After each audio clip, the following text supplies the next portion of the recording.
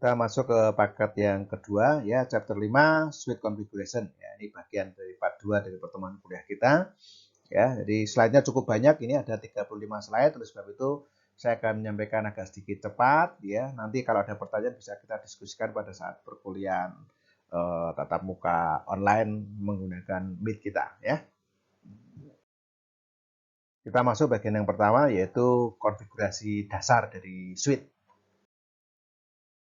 Ya. Nah, pada saat switch boot sequence ya atau booting ya, maka dia memiliki urutan-urutan sebagai berikut. Yang pertama adalah POS ya, yaitu sebuah program yang disimpan di ROM ya untuk melakukan eksekusi dan cek hardware ya seperti CPU dan RAM dan sebagainya. Ya, kemudian dia akan menjalankan bootloader. Ya, bootloader ini juga disimpan di ROM ya. Jadi untuk menjalankan bagian inisialisasi dari CPU ya.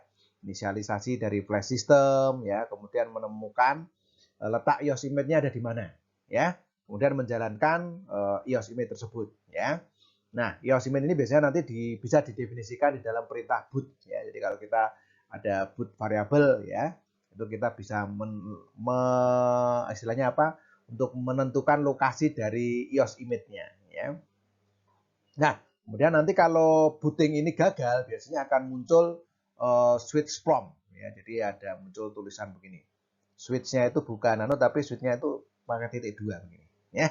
Nah, switch prompt ini ketika proses booting di sini gagal ya. Artinya iOS-nya tidak bisa di loading. Ya, gitu ya. Kemudian yang ketiga adalah ngeload iOS-nya. Ya, kalau iOS-nya berhasil, maka nanti yang akan muncul adalah switch-nya switch yang begini ya, switch yang tandanya begini ya. Kalau ini sudah di enable, nanti switch-nya munculnya tandanya begini ya, pakai tanda begini ya. Jadi ada titik 2 ini kalau iOS gagal ya, switch ini enable ya. Kalau berhasil, kalau ini sudah masuk ke privileged access ya atau enable ya. Kemudian kalau sudah berhasil masuk ke switch ini, dia akan menjalankan mencari startup configuration-nya ya. Jadi startup configuration ini biasanya disimpan di nvram ya, disimpan di nvram. Ini diambil, di-copy ke RAM ya, kemudian menjadi running config. Jadi apa yang ada dalam startup config ini. Nah, demikian untuk proses 4 proses dalam booting di switch. Ya, ini perintah boot system ya, itu untuk menentukan posisi dari flash yang mau dipakai, yang mau dipilih. Ya, jadi misalkan ada beberapa iOS image, kita bisa memilih dengan memerintahkan boot system ini. Port switch itu ada LED indikator ya. Jadi kalau LED-nya off berarti dia tidak ada kabel yang nyolok gitu ya, atau statusnya shutdown dan sebagainya. Kalau green berarti hijau, berarti dia sedang aktif untuk transmit ya. Artinya bisa jalan beroperasi dengan normal ya. Tapi kalau green dan hidup mati ya, klip begitu, maka dia sedang aktivitas ya. Kemudian kalau ada ember atau blinking ember, yaitu sedang ada proses-proses tidak berhasil ya. Jadi kalau kuning dan sebagainya itu biasanya ada gangguan di situ ya. Ya, untuk manajemen switch ya ada 2 hal yang bisa dilakukan, yaitu yang pertama melalui kabel konsol ya. Jadi yang pertama itu bisa melalui kabel konsol ya, kabel di belakang itu ya, konsol. Yang kedua adalah melalui band atau melalui jaringan. Ya, kalau melalui jaringan berarti dia bisa menggunakan remote access ya. Kita pilihannya ada 2, ada telnet ya. Bisa juga menggunakan SSH. Nah, ya. Nah, supaya bisa diakses melalui jaringan, tentunya switch harus memiliki IP. Nah, pembuatan IP di dalam switch ya, kita taruhnya adalah di dalam yang namanya switch virtual interface, SVI. Nah, ya. Di SVI atau switch virtual interface ya. Nah, SVI ini secara default sudah ada, yaitu namanya SVI dari VLAN 1. Nah, secara di dalam konteks manajemen jaringan di Cisco, biasanya kita tidak taruh di VLAN 1, tapi kita membuat VLAN yang lain ya, yaitu VLAN 99 ya, kita bikin namanya VLAN 99, kita beri nama VLAN manajemen ya. Dan di dalam SPI VLAN ini ya, switch virtual interface dari VLAN 99 ini nanti kita taruh IP-nya ya. Jadi switch virtual interface itu seperti interface ya. Jadi seperti interface tapi virtual. Jadi ada misalkan di situ ada FA00 gitu ya, 01, FA02 dan sebagainya. Nah, ini ada VLAN. Nah, ya VLAN 1. Ini secara default hanya ada satu VLAN 1. Nah, ini Anda bisa menambahkan dengan VLAN 99. Nah, IP kita taruh di sini. Ya, bukan di interface-nya, ya, bukan seperti di router ya. Kalau di router kan di interface FA01, FA02 dan sebagainya. Tapi kalau di switch kita taruhnya di interface VLAN, ya. Nah, untuk mengkonfigurasi IP di switch tadi ya, yang pertama sebelum masuk ke interface VLAN, maksudnya kita bikin dulu ya, yaitu dengan perintah VLAN 99. Artinya membuat VLAN 99, kemudian kita beri nama, misalkan name management. Nah, gitu ya. Baru masuk interface VLAN 99 ya, seperti Anda masuk interface FA01, FA02 ya. Kemudian kita kasih IP address. Ya, mestinya IP address yang berada dalam satu network dengan routernya ya. Kemudian apa? No shutdown. Nah, kemudian apa? Tambahin lagi seperti ada nyeting di PC dan sebagainya. IP default gateway. Jadi misalkan di sini switch kita dia berada di dalam network 172.99 ya. Default gateway-nya 99.1. Nah, berarti kita taruh di situ. Ini IP default gateway. Jadi ada 3 hal ini ya. IP address, kemudian no shutdown, kemudian IP default gateway ya. Anda bisa download untuk lab dari Cisco untuk latihan konfigurasi basic ya. Silahkan. Di bagian 1 kita sudah menjelaskan mengenai full duplex dan half duplex. Ya, jadi kalau full duplex itu intinya seperti ini tadi ya. Artinya sini ngirim dalam waktu bersamaan dia bisa mengirim yang satunya juga ngirim. Nah, tapi kalau half duplex seperti ini. Ya gantian, antri. Ini ngirim, ini nggak boleh ngirim dulu. Nah gitu ya.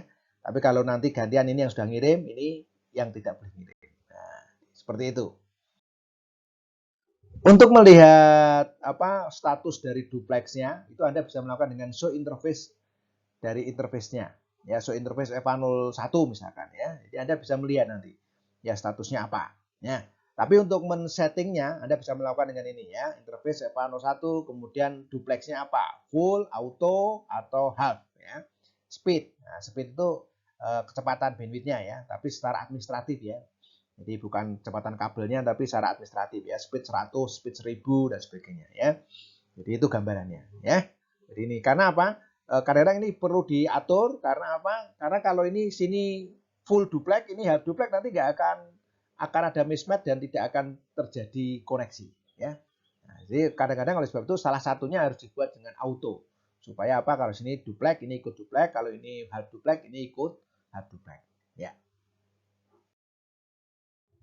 Selain duplex, auto, ya, speed, ya, maka ada satu lagi yang namanya MDIX. Ya, MDIX itu apa? Bagaimana kalau kalian dulu waktu di Jarkom, ya, mengenal ada straight through dan crossover, ya, kabel lurus dan kabel silang. Ya. Jadi kalau untuk piranti yang berbeda kita gunakan straight through, kalau piranti yang sama kita gunakan crossover, ya. Nah ini bisa sekarang udah auto MDIX. Jadi kalau switch dengan switch ini kan harusnya cross ya. Kalau dulu ya karena apa pirantinya sama crossover. Nah ini tapi kalau kita menggunakan MDIX ini Anda mau pakai kabel lurus pun tidak apa-apa, kabel straight through tidak apa-apa ya. Jadi ini kelebihan dari MDIX. Nah MDIX auto ini ya konfigurasi MDIX auto ini hanya bisa dilakukan ketika duplexnya auto dan speednya auto. Nah gitu ya. Jadi waktu Anda nyeting duplexnya sama speednya harus auto dua-duanya baru kita bisa mainkan dengan yang MDIX-nya auto. Ya, Anda bisa melihat dengan verifikasinya show controller, Ethernet controller dari FA01 misalkan ya. Nah, ini akan kelihatan di sini oh auto MDIX-nya on. Berarti ini sudah jalan. Ya, beberapa komen ya untuk memverifikasi konfigurasi dalam switch kita ya ini. Show interface, show startup, show running, ya, show flash, show version, show history, ya, show MAC, ya, dan sebagainya. Ya, ini contoh dari hasil capturean show running, ya, show running config ya. Misalkan di sini ada switch port akses VLAN 99 mode akses ya. Kemudian interface IP dari interface VLAN 99 adalah yang ini tadi, misalkan seperti itu.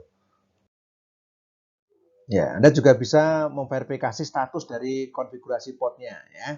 Jadi Anda show interface FA018. Nah, Anda harus memastikan bahwa di sini ya fast Ethernet 018 is up. Line protocol is up. Nah, ini ada dua ini ya.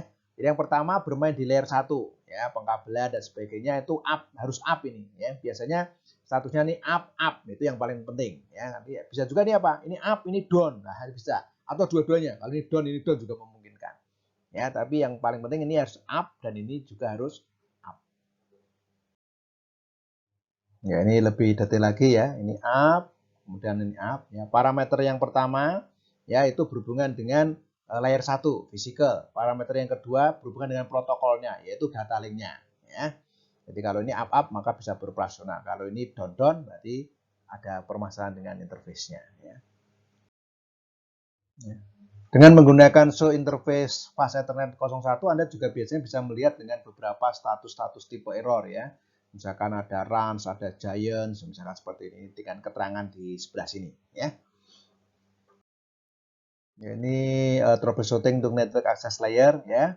Jadi kita bisa melihat show interface tadi, apakah interface-nya up ya. Berarti kita apa? Yang perlu kita verifikasi itu apa? Kabelnya, speed-nya ya.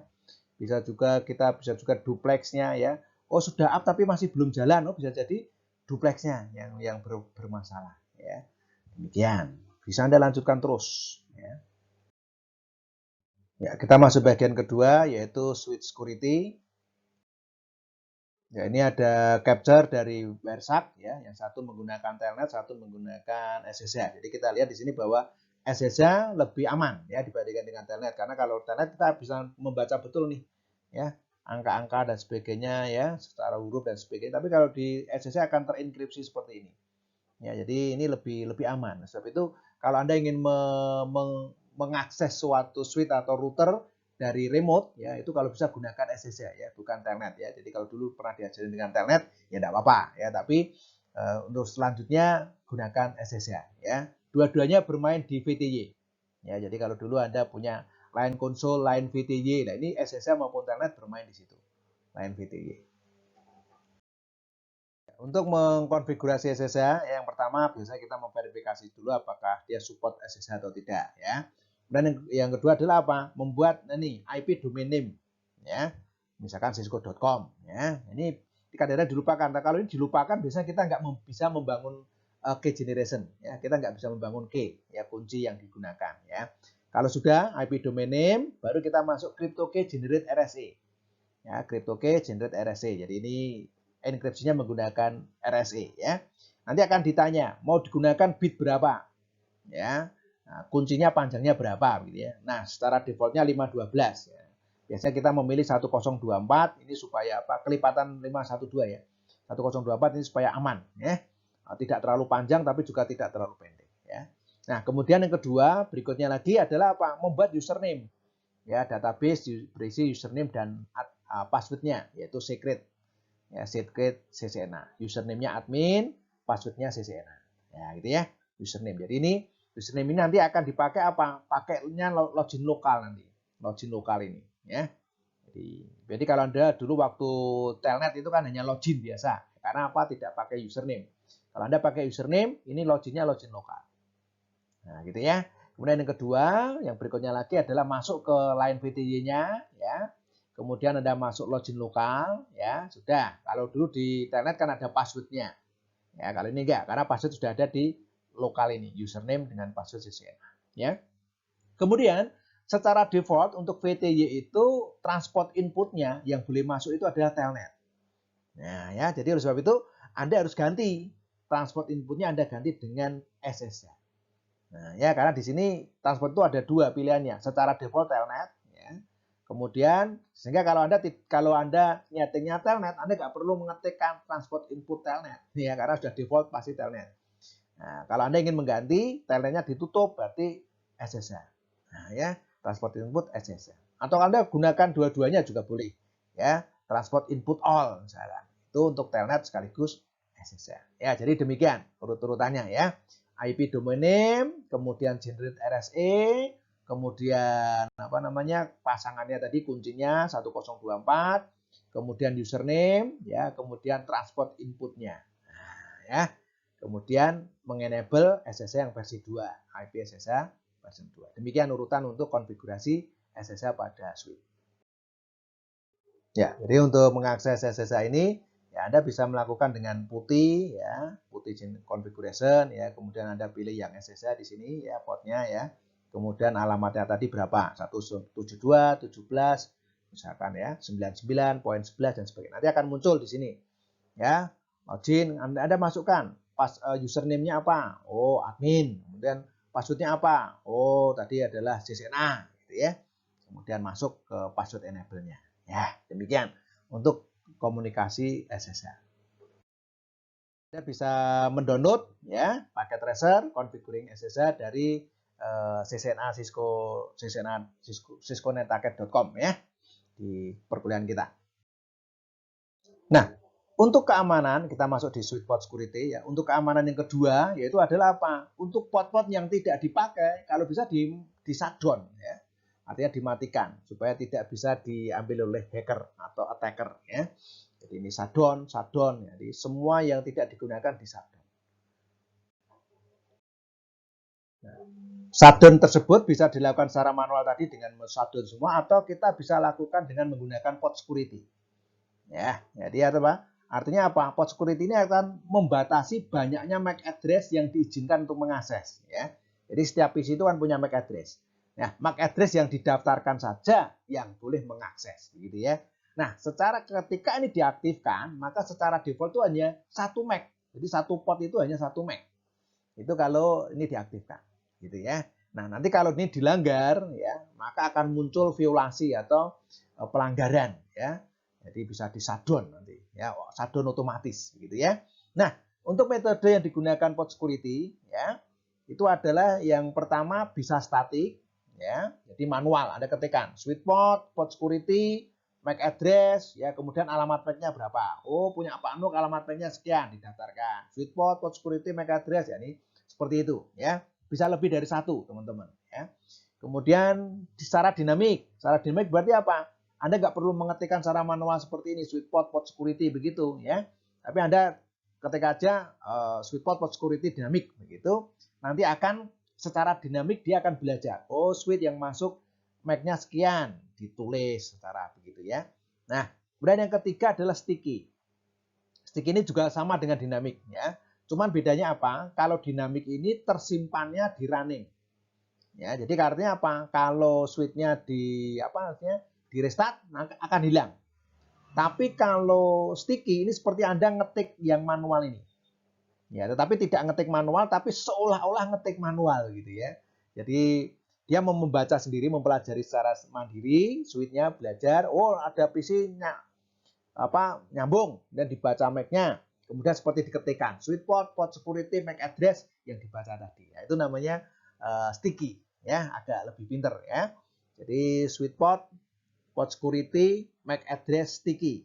Nah, MAC address. Nah, ini seolah-olah ngetik ini gitu ya, seolah-olah. Padahal ini nggak perlu diketikkan ini nanti. Ya, jadi bedanya dengan dinamik apa? Ini tersimpan seperti orang ngetik, jadi seperti statik. Ini seperti statik gitu. Cuman dia tidak memasukkan secara manual MAC address-nya. Ya, demikian. Ini beda antara statik, dinamik, dan sticky. Nah, kalau ada pelanggaran tadi, ya maka akan muncul mode dari pelanggarannya, violation. Misalkan kita pilih yang protect, misalkan ya, violation-nya protect, maka nanti apa? Data langsung di drop tanpa notifikasi. Kalau kita pilih yang restrict, data langsung di drop, tetapi ada notifikasi, ya. Angka counter untuk violasinya juga bertambah. Kalau shutdown, ini shutdown ini mode defaultnya ya. Secara defaultnya nanti violasinya akan shutdown. Jadi kalau nyolok dia tidak berak, maka portnya akan otomatis shutdown. Ya, ini port langsung shutdown, kemudian ada penambahan counter untuk violasi ya. Nah, ini untuk default settingnya ya, port security-nya disable. Jadi kalau Anda mau jalankan ya dihidupkan dengan suite port security. Nah, yang kedua apa? Jumlah maksimum map yang boleh itu 1 secara default. Jadi nanti kalau Anda ingin tingkatkan ya ubah dulu jadi 5 misalkan begitu ya. Misalkan ya. Kemudian velocity mode-nya apa? Shutdown. Ya. Sticky-nya apa? Sticky-nya ya disable. Jadi Anda harus jalankan dengan suite port security sticky tadi ya. Ini langkah pertama untuk konfigurasi port security yaitu perintah suite port security ya. Jadi apa? Masuk ke interface-nya FA018, kemudian suite port mode akses ya, kemudian apa? Dihidupkan suite port security. Dilanjutkan dengan kalau statik berarti dimasukkan alamat MAC-nya, kalau dinamik ya dengan dinamik begitu. Kemudian kalau yang sticky ini ya, setelah sampai di suite port security ya, kemudian masuk apa? sweet spot, port security maksimum. Jumlah maksimum map yang diperbolehkan berapa? Oh 10. Ya. Kemudian apa? Sweet spot, port security tambahi dengan MAC address-nya sticky. Nah, gitu ya. Kalau Anda yang statik tadi apa? MAC address di sini tadi ketikkan alamat MAC-nya. Misalkan 0025836 4B02 dan sebagainya. Ya, demikian. Ini untuk hasil verifikasi dari show port security ya dalam konteks dinamik. Nanti ini 1, kemudian total MAC address-nya 1, misalkan gitu ya. Kemudian sticky-nya belum ada yang tersimpan. Ya, tapi kalau Anda sudah melakukan sticky kemudian ada dicolokkan begitu ya, misalkan ya ada PC yang dicolokkan ya. Maka di sini misalkan tadi kan kita kasih maksimumnya MAC address-nya 10. Ya, yang defaultnya 1, 10. Nah, kemudian ada masuk 1. Akan tersimpan di sini. Sticky MAC address-nya 1. Nah, gitu ya. Kemudian last source address-nya ini, misalkan itu yang disimpan yang terakhir. Ini kalau port security-nya sudah diterapkan. Ya, untuk melihat bisa menggunakan show running juga ya. Kalau kita lihat show run ya, ini akan muncul sweet spot, port security maksimum 10, kemudian sweet spot, port security MAC address-nya sticky. Nah, ini tadi yang diketikkan secara otomatis. Ini bukan Anda yang ngetik ya. Jadi ini sweet spot, port security MAC address sticky 0025 ini tergantung dari inputnya. Nah, ini kelebihan dari sticky ya. Anda ngetiknya hanya sampai sini, komen Anda hanya sampai sini aja sebenarnya. Sticky gitu. Ini akan otomatis. Nanti kalau ada PC lain yang masuk lagi, nanti akan nambah lagi sweet spot, port security MAC address sticky berapa gitu. Dia ketikkan sendiri. Nah, ini yang namanya dengan sweet spot, port security secara dinamik sticky ya. Dan itu tersimpan di dalam seperti orang mengkonfigurasi. Ya, jadi kalau artinya apa? Kalau Anda copy run start ya, ini akan tersimpan di dalam NVRAM. Tapi kalau Anda dinamik biasa tanpa sticky, copy run start, oh dia nggak ada di sini. Copy run start ya nggak ada, nggak tersimpan gitu ya. Jadi ini kelebihan dari sticky ya. Hampir mirip dengan static, cuman kita nggak perlu ngetikkan alamat MAC-nya. Ya, untuk belajar lebih lanjut mengenai konfigurasi port security, Anda bisa mendownload ya modul kita ya, bukan yang bahasa Indonesia ya, tapi yang dari cisco.netaket.com yaitu configuring sweet spot port security. Silahkan di-download, dipelajari ya. Ini juga sama ya, untuk troubleshooting-nya port security bisa Anda download juga. Ya, ini juga sama ya, silahkan pakai tracer ya. Semakin banyak Anda berlatih, semakin Anda akan semakin menguasai ya. Oke, terima kasih, Tuhan memberkati.